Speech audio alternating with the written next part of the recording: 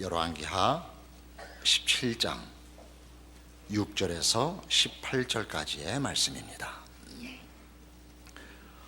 호세아 제9년에 아수르 왕이 사마리아를 점령하고 이스라엘 사람을 사로잡아 아수르로 끌어다가 고산 강가에 있는 할라와 하볼과 메대 사람의 여러 고을에 두었더라. 이 일은 이스라엘 자손이 자기를 애굽 땅에서 인도하여 내사 애굽의 왕 바로의 손에서 벗어나게 하신 그 하나님 여호와께 죄를 범하고 또 다른 신들을 경외하며 여호와께서 이스라엘 자손 앞에서 쫓아내신 이방 사람의 규례와 이스라엘 여러 왕이 세운 율례를 행하였음이라. 이스라엘의 자손이 점차로 불의를 행하여 그 하나님 여호와를 배역하여 모든 성읍의 망대로부터 견고한 성에 이르도록 산당을 세우고 모든 산 위에와 모든 푸른 나무 아래에 목상과 아세라상을 세우고 또 여호와께서 그들 앞에서 물리치신 이방 사람 같이 그곳 모든 산당에서 분향하며 또 악을 행하여 여호와를 경노하게 하였으며 또 우상을 섬겼으니 이는 여호와께서 그들에게 행하지 말라고 말씀하신 일이라. 여호와께서 각 선지자와 각 선견자를 통하여 이스라엘과 유다에게 지정하여 이르시기를 너희는 돌이켜 너희 악한 길에서 떠나 나의 명령과 율례를 지키되 내가 너희 조상들에게 명령하고 또 내 종 선지자들을 통하여 너희에게 전한 모든 율법대로 행하라 하셨으나 그들이 듣지 아니하고 그들의 목을 곧게 하기를 그들의 하나님 여호와를 믿지 아니하던 그들 조상들의 목같이 하여 여호와의 율례와 여호와께서 그들의 조상들과 더불어 세우신 언약과 경계하신 말씀을 버리고 허무한 것을 뒤따라 허망하며 또 여호와께서 명령하사 따르지 말라 하신 사방 이방 사람을 따라 그들의 하나님 여호와의 모든 명령을 버리고 자기들을 위하여 두 송아지 형상을 부어 만들고 또 아세라 목상을 만들고 하늘의 1월 성신을 경배하며 또 바알을 섬기고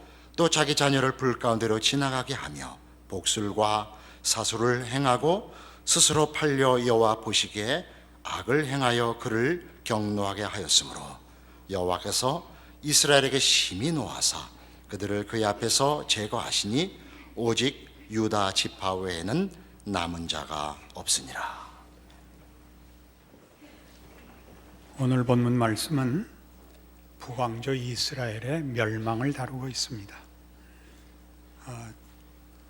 이스라엘의 멸망은 정치적, 군사적 이유가 없고 전혀 종교적인 이유로 하나님의 말씀을 따르지 않고 경고했던 이방 민족의 우상들을 섬긴 죄 때문에 저들은 그 나라가 멸망을 당하고 그 민족 전체가 사로잡혀 가기도 하고 또는 여러 나라로 흩어지는 비극을 맞이하게 되었습니다. 오늘 본문 내내 너무나 자세히 길게 소상하게 설명되듯이 하나님의 말씀을 어겨 하나님의 진노를 샀고 그렇게 누누이 경고했던 이방 우상들을 섬겼으며 산당에서 제사했다. 산당은 하나의 제단인데 북왕조 이스라엘이 그 남왕국 유다와 분리되었을 때 이스라엘의 제사는 모두 예루살렘에 있는 성전에서 드려야 하는데 그것은 유다에 속해 있습니다. 그래서 북왕조 처음 왕이 된 여로보암이 자기 국민들이 예루살렘으로 가서 제사를 지냄으로써 그 국가적 정체성에 그 의심이나 흔들림이 있을까봐 이제 그 제단을 만들어 북왕조에서도 독립적으로 제사를 지낼 수 있게 단을 세웠었는데 그 그때 이미 단을 세우면서 금송아지를 세웁니다. 그래서 북왕조 이스라엘에서는 필요에 따라 여기저기 자기네들 마음대로 제단을 세우고, 산당이라고 한 것은 주로 산에 그 제단을 쌓았기 때문입니다. 그리고 점점 타락해서 우상들을 섬기는 본거지로 전락하게 됩니다. 그래서 산당을 세웠다, 우상을 섬겼다는 동일한 내용을 지칭하고 있습니다. 그런데 이러한 북왕조 이스라엘의 멸망이라는 하나님의 심판에 대하여 우리는 그저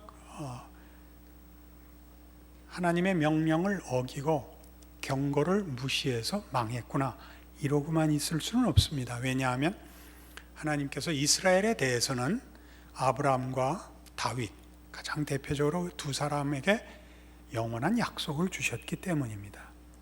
아브라함의 자손이 하늘의 별 같고 바다의 모래 같을 것을, 또 다윗에게 그 통치권이 영원할 것을, 즉 말하자면 이스라엘이라는 나라는 하나님께서 영구히 그의 복과 특별한 보호로 다스리고 지킬 나라인 것을 약속했었기 때문에 저들이 심판받을 짓을 한 것은 사실이지만 그럼에도 불구하고 저들의 멸망은 어떻게 이해해야 되는가 하는 문제가 우리 앞에 하나의 오늘의 관심사로 떠오릅니다. 우리는 이것이 심판을 당했다라는 것이 우리 보통 이해하고 있는 식으로 이제 하나님의 진노를 사서 망했다 이렇게 쉽게 이해를 하는데, 성경 표현은 이 심판이 조금 표현 의미가 다릅니다. 신명기 6장에 가시면 272페이지 구약성경 신명기 6장 12절, 너는 조심하여 너를 애굽 땅 종되었던 집에서 인도하여 내신 여호와를 잊지 말고 네 하나님 여호와를 경외하며 그를 섬기며 그의 이름으로 맹세할 것이니라. 너희는 다른 신들 곧 네 사면에 있는 백성의 신들을 따르지 말라. 너희 중에 계신 너희의 하나님 여호와는 질투하시는 하나님이신즉 너희의 하나님 여호와께서 네게 진노하사 너를 지면에서 멸절시키실까 두려워하노라 합니다. 그러니까 이 심판은 하나님의 질투 때문에 생깁니다. 질투라는 건 여러분 잘 아시다시피 사랑의 한 형태인데, 사랑이 상처를 받아 분노로 변하는 것이 이제 우리 그 질투요 증오인 줄 알고 있습니다. 그러나 이것은 우리로 하여금 하나님께서 이스라엘 백성에 대하여 질투하여 저들을 심판하고 멸망시킨다라는 뜻이, 하나님이 기왕에 약속을 하셨을지라도 얼마나 화가 났는지 그 약속을 폐기하고 저들을 심판했다 라는 뜻은 아닙니다. 왜냐하면 이제 우리가 살펴보겠지만 사랑이라는 것은 감정적인 것만은 아닙니다. 사랑은 최선의 의지라고 합니다. 그것이 감정을 당연히 수반하지만 사랑이라는 것은 다만 감정만의 문제가 아니고 최선의 의지라는 거죠. 그러니까 질투를 한다는 것은 사랑이 본질적으로 사랑이라는 것은 포기할 수 없는 것이다라는 뜻이 되는 겁니다.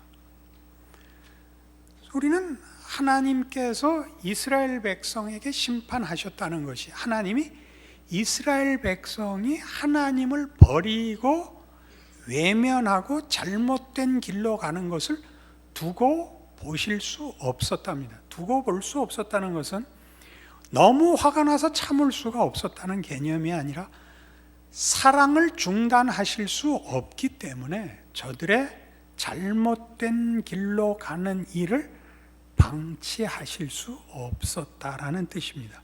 그런 차원에서의 심판은 또는 질투는 그것 자체가 은혜가 되는 것입니다.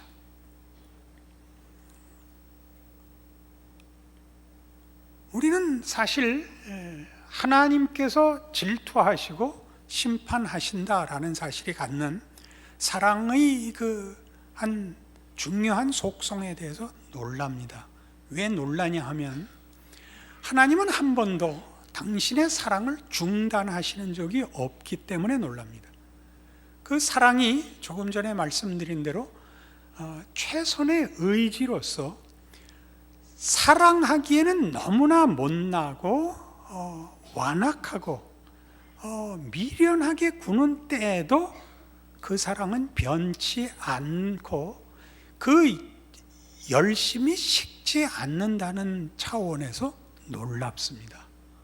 여기가 사실은 하나님의 심판에 있어서 가장 중요한 본질적 요소가 됩니다. 그런 측면에서 따지면 우리의 기독교인들의 신앙생활이라는 것은 사실 하나님의 사랑을 알아가는 것이요, 사랑을 배우는 것이 신앙의 발전이며 신앙의 성숙이며 신앙의 승리며 하는 것이 될 겁니다. 사랑의 반대말은 보통 우리가 이제 증오라고도 하고 또는 무관심이라고도 합니다만, 제가 읽은 책에서는 아주 중요하게 이렇게 표현을 했는데 너무나 일리가 있습니다. 사랑의 반대말은 게으름이랍니다. 그 뜻밖의 개념이죠. 왜냐하면 사랑은 한시도 가만히 있을 수 없는 것이랍니다. 그러나 우리는 하나님이 한시도 가만히 있지 않으시는, 사랑하는 대상을 위하여 쉬지 않으시는 그의 열심과 정열과는 사뭇 다릅니다. 우리의 신앙생활에 있어서 제일 큰 잘못이 뭐냐 그러면 사랑이 없는 것인데, 사랑이 없다는 것은 뭐 누구를 호의롭게 봐주고 이렇게 하나의 신앙상의 덕목으로서의 행동 규범을 가지는 것을 말하는 것이 아니라 하나님을 알고 관심하고 하나님의 인도하심에 반응하는 일에 게으르다 말이죠. 그 게으름을 우리가 깊이 생각할 필요가 있습니다. 우리는 다 신자로서 현실을 삽니다. 신자들의 신앙 현실을 가장 괴롭히는 것이 뭐냐면 생각 없이 살면서 불만인 것이죠. 생각 없이 산다는 것은 하나님을 아는 일에 열심을 가지지도 않고 하나님을 향한 일에 열심을 가지지 않으면서 하나님의 통치와 내 믿음에 대해서 하나님의 하시는 보상에 대해서는 불만인 것을 말합니다. 그러니까 우리가 정말 요구하는 건 뭐죠? 고민하지 않고도 평안하기를 바라는 것이 우리의 신앙이지요.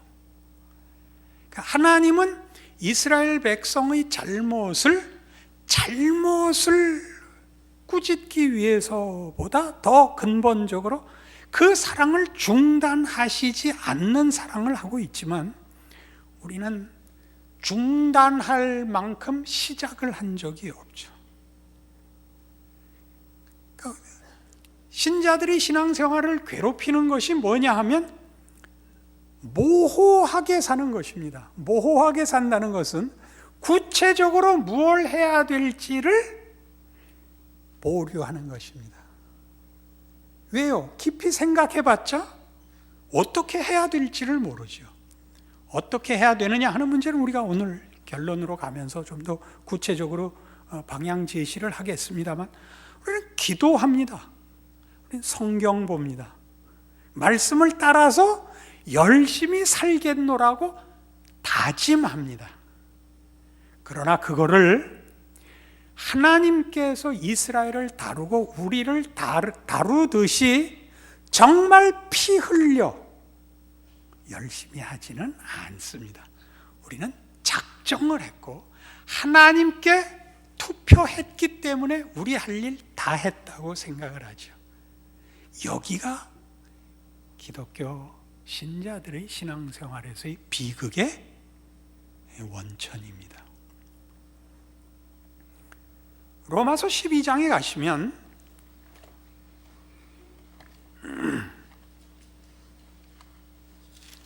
신약성경 255페이지 로마서 12장 1절을 보시면, 그러므로 형제들아 내가 하나님의 모든 자비하심으로 너희를 권하노니 너희 몸을 하나님이 기뻐하시는 거룩한 산 제물로 드리라.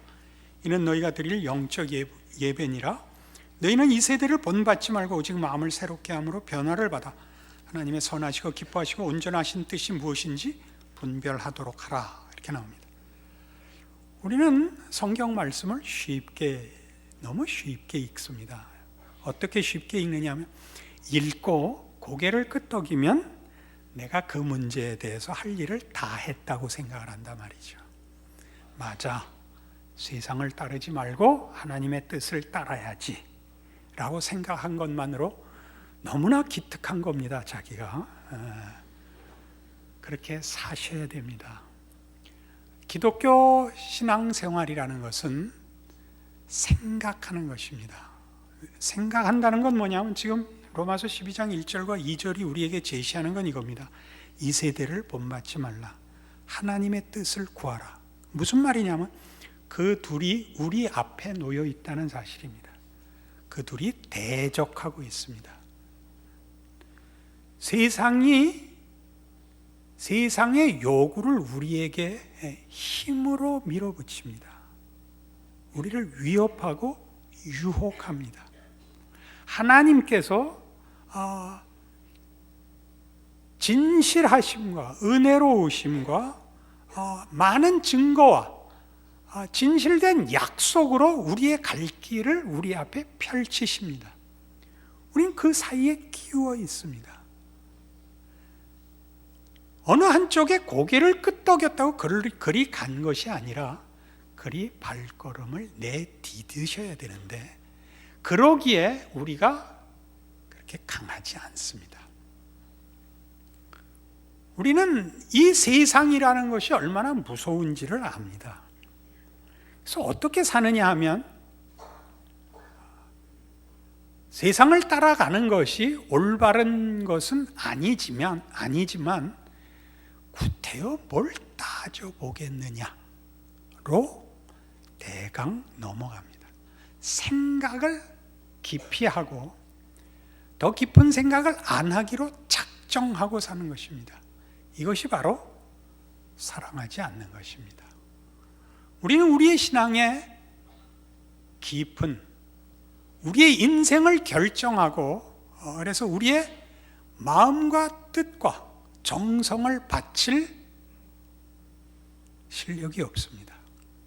그래 놓고는 우리가 당하는 영혼의 갈급함과 삶의 고통, 모든 것이 하나님의 책임이라고만 밀어붙입니다. 나 할 건 다 했다는 거죠. 뭘 했는데요? 뭘 했죠? 나는 신앙을 고백했고 성경 말씀을 읽으며 그 뜻대로 살리라고 동의했다는 것만 있습니다. 그렇게 살지 않고 있습니다. 우리는 세상과 하나님의 뜻을 목숨을 걸고 비교하고 그 둘 사이에서 어느 것을 선택할 것이냐, 어떻게 살 것이냐를 목숨을 걸고 결정하지 않습니다. 우리는 언제나 모호하게 이 중요한 결정을 미룹니다. 이것이 하나님의 심판이 갖는 오늘 성경 말씀의 가장 귀한 부분입니다. 하나님은 그렇게 하시지 않습니다. 그 고통을 감내하시고 우리를 죽음으로까지 밀어붙이십니다.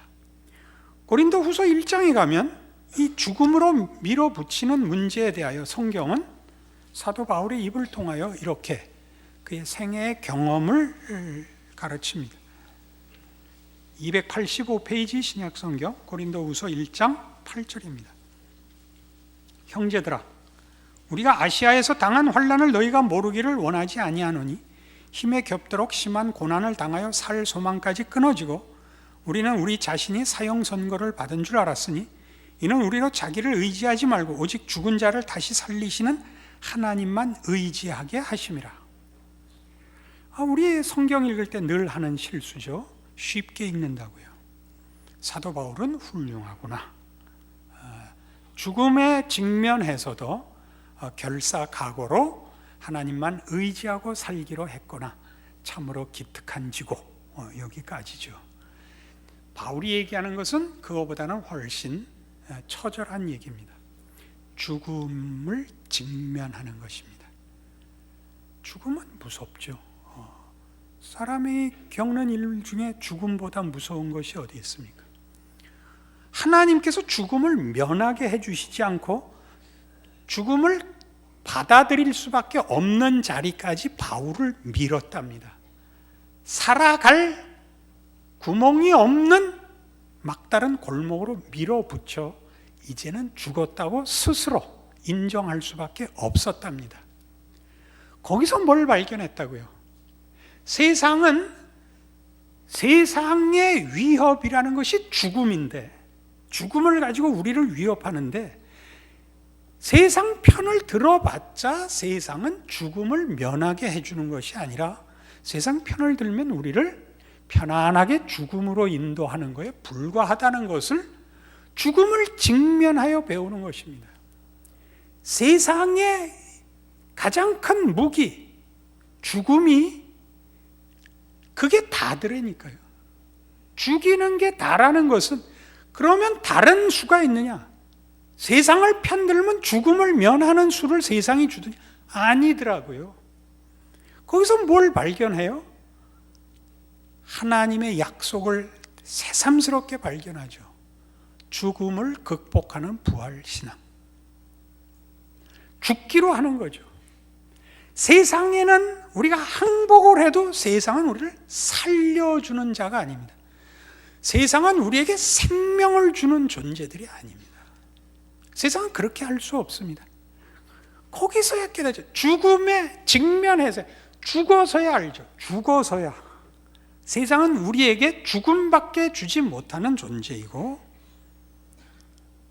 그리고 우리의 유일한 소망은 예수 그리스도 안에 부활 생명밖에 없다를 거기서 깨닫는 거죠. 우리 모든 성도들의 신앙 현실의 고통은 뭐냐면 하나님이 여기까지 민다는 사실입니다. 여러분, 신앙이 좋으면 하나님이 봐줄 거라고 생각하시면 안 됩니다. 우리는 신앙상에 그 나쁜 하나의 그 편견이 있는데, 신앙이 좋은 것을 이렇게 순진무구한 것으로 생각하는 이들이 뜻밖의 많습니다.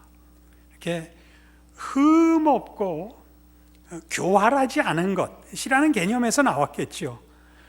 크나큰 어린아이 같다는 말은 그때마다 비유할 때 초점에 따라 다른 것입니다.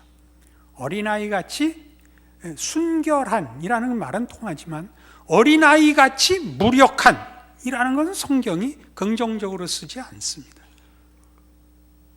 신앙생활이라는 것은 모든 것을 하나님께 맡기고 난 아무 생각도 안 하는 그런 것 아닙니다. 신앙생활은 처절하게 고민해야 되는 겁니다. 고통 속을 통과해야 되고 죽음을 뚫고 나가야 되는 겁니다. 죽어야 되는 것입니다. 죽음을 직면하지 않고는 우리는 부활의 약속이 가지는 그 실체를, 그 힘을 우리는 가질 수 없습니다. 이해할 수 없습니다. 물론 여러분 이렇게 반문하겠죠. 그렇게밖엔 사랑을 하실 수 없느냐고. 하나님은 사랑을 왜 그런 식으로만 하시냐고. 그의 아들도 죽이신 분입니다. 그건 우리가 밤낮 사랑이라고 외치고 우리를 죽음으로 모는 것은 너무한다고 그러십니까? 양쪽 다 사랑입니다. 그 아들을 죽이시는 사랑이 우리도 죽이실 겁니다. 그러지 않고서는 부활 생명을 우리는 체득할 수가 없습니다. 여러분, 손쉬운 신앙생활 할 생각일랑 얼른 오늘 내려놓으십시오. 여러분 주보에 항복 이렇게 써놓고 가십시오. 신앙생활이라는 건 간단한 것이 아닙니다. 사랑은 여러분, 사랑은 무서운 것입니다. 마지막 한 방울 남은 힘까지 다 쥐어짜게 만드는 게 사랑입니다. 안 그렇습니까? 어떻게 사랑을 팝콘 씹어가면서 쉽게 아무 생각 없이 그렇게 할 수 없습니다. 하나님은 우리를 사랑하사 우리에게 당신의 능력뿐만 아니라 당신의 열심과 고통을 감내하시는 일까지 다 동원하셔서 우리를 사랑하시고 그렇게 우리를 요구하십니다. 우리는 거기에 당연히 반응해야 합니다. 우리는 신앙의 그 진보에 중요한 계기가 있다라는 걸 압니다. 이렇게 벼락에 맞은 것 같이 이렇게 특별한 영적 충격을 받고 중요한 반전의 신앙의 아주 중요한 진전의 계기를 가지는 그런 고백들을 책에서나 개인적인 간증에서 자주 봅니다. 그러나 그것이 하나의 계기가 되는 것과 그 사람이 그 반전을 통하여 드디어 사랑을 그의 삶에 담아내는 사람이 되느냐 하는 것은 다릅니다. 내가 얼마나 감동을 했느냐 하는 문제와 삶을 담아내는 실력을 가지게 됐느냐는 다릅니다. 여러분은 가장 중요한 그 표현 중에 우리의 이런 오해 때문에 생기는 하나님을 위해서 뭐 할 생각 좀 하지 마시고 여러분의 신앙을 키우십시오. 하나님이 사랑하시고 목적한 사람이 되십시오. 영적 진보는 그래서 매일의 갈등과 고통 속에 생각하고 노력하는 일을 통하여 손톱만큼씩 큽니다. 잘하는 것 같지가 않습니다. 너무 고통스러워서 차라리 신앙생활을 포기하고 싶은 것이 사실 제대로 하는 신앙생활입니다. 어느 날 커 있는 자신을 봅니다. 옆에서 누가 그래요. 당신은 참 신앙이 좋아. 내가 두고 봤는데 난 당신 같은 사람 본 적이 없어. 옆에서 알아보지 본인은 모릅니다. 여러분 학교 다닐 때 공부 잘하는 친구들 시험 보고 시험 잘 봤다 그러는 친구들 봤습니까? 이웬수들은 꼭 망쳤다는 겁니다. 그리고 97점 받고 공부 안 한 것들은 꼭 잘 봤대죠. 42점 나오죠. 자기 기대보다 더 썼다는 거죠. 공부 잘하는 친구들은 잘한다고 절대 생각 안 해요. 결점을 생각하죠. 하나를 이상하게 썼어. 하나를 이상해서 죽을라 그래요. 공부 안 하는 왼수들은 절대 안 죽죠. 마음이 태평합니다. 아무 생각이 없죠. 우리의 신앙생활이 그래요. 우리는 이런 몇 가지 일들, 말하자면 오해 소지가 있지만 성경을 읽는다든가 기도를 한다든가 전도를 한다든가 하는 일들이 자신의 신앙 인격과 전인적인 하나님의 사랑에 반응하는 자가 됐느냐, 그런 실력이 생겼느냐라는 것과 결부되지 않은 채 그런 일을 대신하는 걸로 쓸 수 있다는 걸 알아야 됩니다. 나는 성경을 읽었어. 난 기도를 했어. 난 전도를 했어. 이것 갖고 신앙이 크는 것이 아닙니다. 그런 것들은 생각할 필요가 없습니다. 신앙이 크는 것은 생각하고 분별해서 선택하는 행위입니다. 이것이 쉽지 않기 때문에 여러분 고통스러워하는 지금의 신앙 현실을 여러분들이 당하고 있는 것입니다. 여러분은 정상적인 인도를 받고 있는 것입니다. 감동이 있고 막 어쩔 줄을 모르겠고 그런 것들이 아닙니다. 전혀 그렇지 않습니다. 골로새서 3장에 가면 성경이 요구하는 이것들이 지금 제가 이 앞에 말씀드린 것과 어떻게 연결이 되는가 한번 보십시오. 골로새서 3장 12절입니다. 그러므로 너희는 하나님이 택하사 거룩하고 사랑받는 자처럼 326페이지입니다. 3장 12절 그러므로 너희는 하나님이 택하사 거룩하고 사랑받는 자처럼 긍휼과 자비와 겸손과 온유와 오래 참음을 옷 입고 누가 누구에게 불만이 있거든 서로 용납하여 피차 용서하되 주께서 너희를 용서하신 것 같이 너희도 그리하고 이 모든 것 위에 사랑을 더하라. 이는 온전하게 매는 띠니라. 그리스도의 평강이 너희 마음을 주장하게 하라. 너희는 평강을 위하여 한 몸으로 부르심을 받았나니 너희는 또한 감사하는 자가 되라. 그리스도의 말씀이 너희 속에 풍성히 거하여 모든 지혜로 피차 가르치며 권면하고 시와 찬송과 신령한 노래를 부르며 감사하는 마음으로 하나님을 찬양하고 또 무엇을 하든지 말에나 일에나 다 주 예수의 이름으로 하고 그를 힘입어 하나님 아버지께 감사하라. 옳으신 말씀이죠. 여러분 이거 외우시는 분들도 여러 계실 겁니다. 그 외워서 골치 아픕니다. 외우면 실력인 줄 알죠. 그죠? 여기 있는 걸 해보십시오. 해보십시오. 사랑을 해보십시오. 사랑을 한다는 건 뭐죠? 상대방의 유익을 구하는 것입니다. 바른 말 하는 게 아니고 상대방의 유익을 구하는 것입니다.